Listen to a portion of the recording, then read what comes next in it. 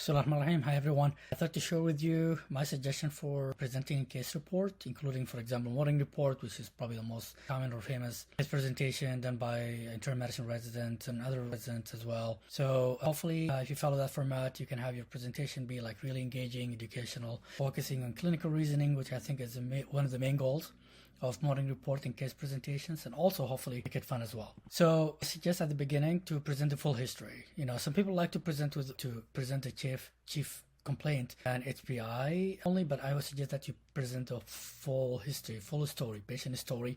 You can omit some stuff, or you can give like a general layout, but that should include chief complaint, HPI, history of presenting illness, review of systems, past medical history, past surgical history, medication, social history, and family history. And then after that, you ask the audience, what other history information you want to know. Anything that you think is important that I didn't mention that you want to know about. And it's useful to tease them out and ask them, hey, why are you asking this question? How is it useful in this scenario? And then after that, after the history is done, no one has any further questions, only from history so far. Ask them what's the top 5, 6, 7 differential diagnosis, whatever you guys agree upon. And also, again, ask them, why do you think this is important differential diagnosis? What are the things that support this diagnosis? What are the things that maybe make it less likely? That's really stirs discussion and makes clinical reasoning stronger for those who are engaged in the discussion. And have someone, I don't know, maybe the chief resident or moderator or someone else, write down these differential diagnoses as people are thinking about.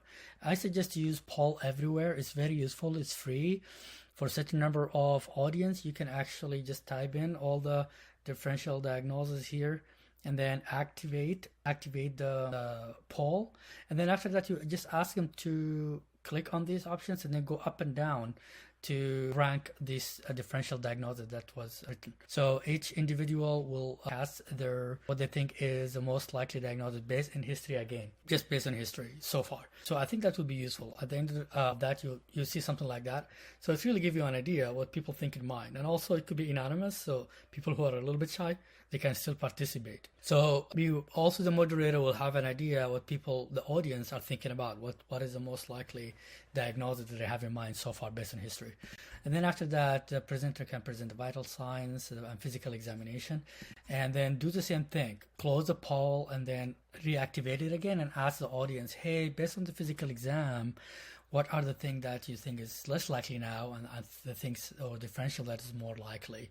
So they can actually rearrange these options up and down again. And then after they finish, see what the results are.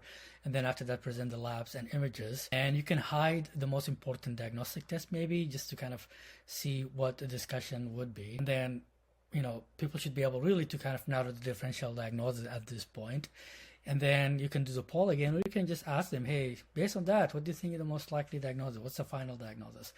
And then you can reveal the most important diagnostic test after that for them, and tell them the diagnosis, and maybe tell them what's the hospital course and what happened to the patient after that. If you have a follow-up, that would be nice. So that will work really well for cases that you know the final diagnosis, or you're sure about the final diagnosis. But you still can do it even if the final diagnosis is not 100% sure or certain. You can just do it for other more likely possibilities as well. And then after that, you can do literature review about that topic that you discussed. And then you can just, again, ask questions or wait for questions and final discussions about the audience. So I think if you follow that order, I think it really can make your case presentation very, very, very useful. So if you try it and found it useful, let me know and give me some feedback if you tried and you really found that it helped make your presentation better. Thank you.